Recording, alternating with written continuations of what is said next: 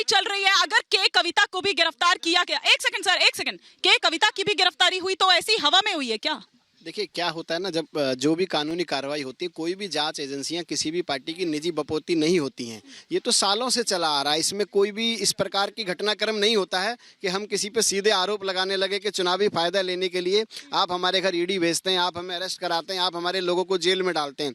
ऐसा नहीं होता है। ये तो सामाजिक मुद्दे हैं और लोग इसको राजनीति में भुनाना पसंद करते हैं।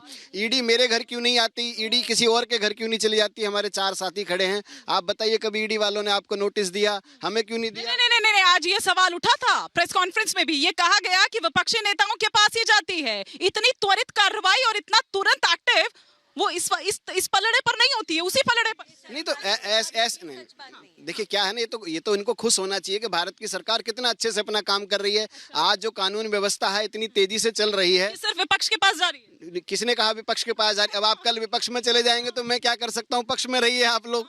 ठीक है तो दुष्यंत जी, अच्छा एक बार चारू जी, हाँ।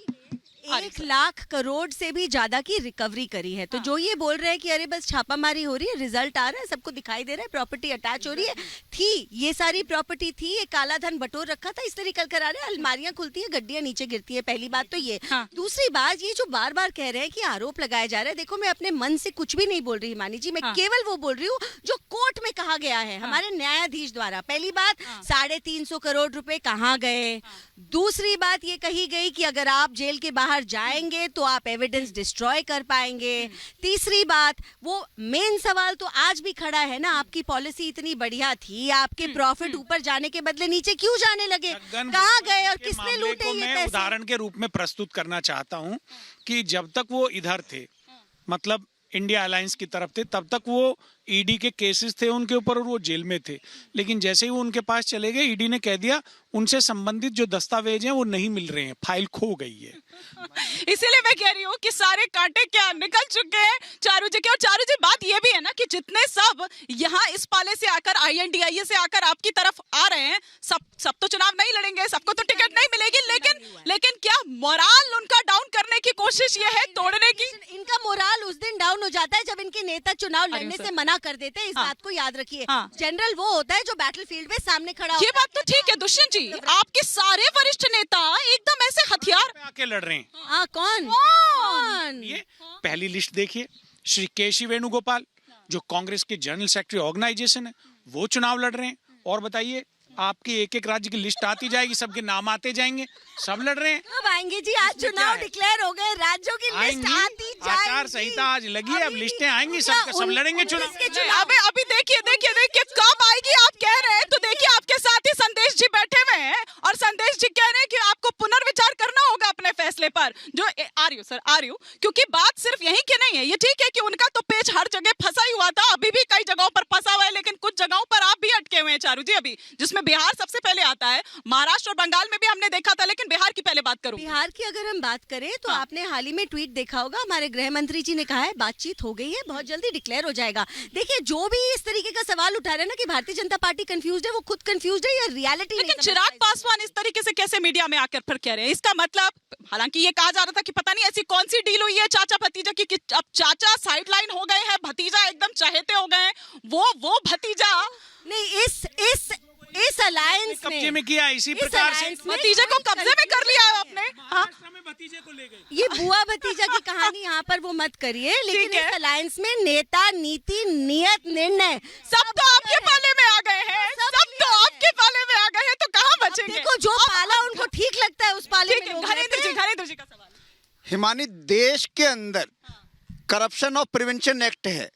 अभी तक मोदी सरकार ने इस एक्ट के अंदर एक मुकदमा दर्ज नहीं करा भ्रष्टाचार के ऊपर। सारे मुकदमे ईडी से दर्ज कराने। क्यों? क्योंकि पीएमएलए में सेक्शन, अभी इन्होंने बात करी, पीएमएलए में बेल नहीं मिलती, इसलिए ईडी को लगाया जाता है। करप्शन और प्रिवेंशन एक्ट में क्यों नहीं मामले दर्ज होते भ्रष्टाचारियों के खिलाफ? और दूसरा, भारतीय जनता पार्टी ने 21 उन कंपनियों के खिलाफ जिनके खिलाफ सीबीआई, ईडी, इनकम टैक्स की जांच चल रही थी, उनसे इलेक्टोरल बॉन्ड पे के नाम पे पैसा लिया और उन्होंने जांच बंद करी। मांगा नहीं, जबरदस्ती उन्होंने स्वेच्छा से दिया है, हो गया, कार्रवाई नहीं रुकेगी। कार्रवाई नहीं रुक रही है उनके ऊपर।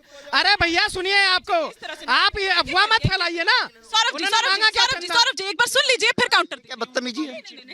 नहीं फिर हटा लो ना ये।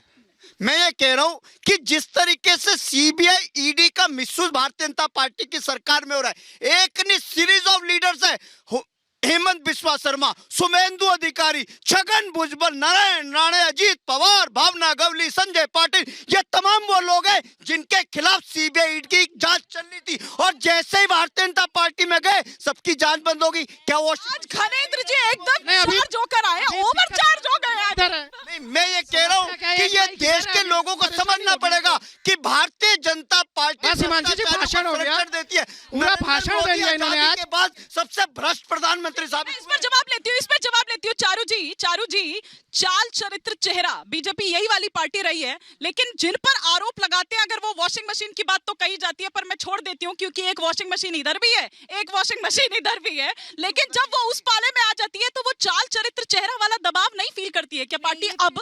ये फिर से इन्हीं का नैरेटिव है, क्योंकि हाँ। इन्वेस्टिगेशन किसी के खिलाफ रुका नहीं है। और जैसा मैंने कहा, अगर ईडी रिकवरी कर रही है, 97% सक्सेस रेट आपको पार्लियामेंट के फ्लोर पे बताया जा रहा है, तो सच्चाई के साथ रहिए। बार बार चंदे की बात करते हैं, इलेक्टोरल बॉन्ड्स की बात करते हैं। इलेक्टोरल बॉन्ड्स की इनको सच्चाई बता दूं, 242 एमपीज वो सिर्फ ऑपोजिशन के नेताओं के सारे अंदर लगे 14,000 करोड़ रुपए लिए बैठे हैं। 14,000 करोड़ इन्हें दिखाई नहीं देता। इलेक्टोरल बॉन्ड अभी बोल रहे हो, देखिए, आपको आप एक छुपना बात पड़ जाएगा बताइए। दुष्यंत भैया।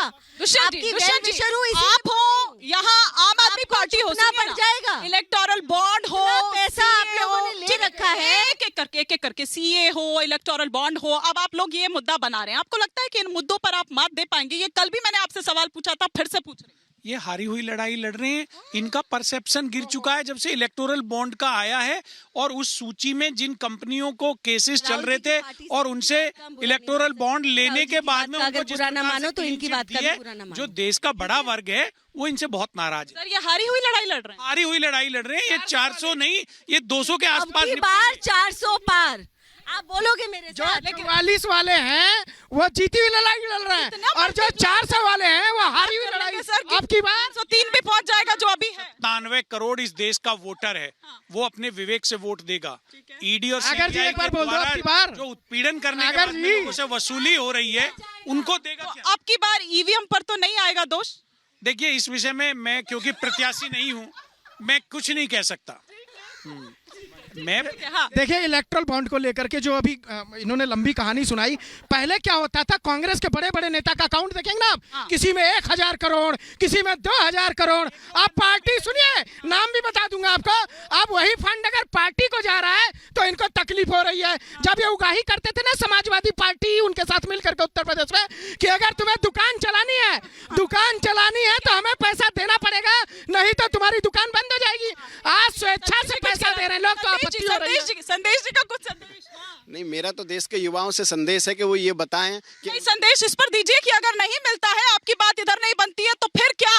तो हमारे नेता ने वो बिल्कुल क्लियर कर दिया ना, अगर इधर बात नहीं बनेगी तो उनके पास देख लीजिए चारू जी, मौका अब मैं माफी के साथ आपको रोक रही हूँ, भरपूर समय दिया। आज के सफर में फिलहाल इतना ही।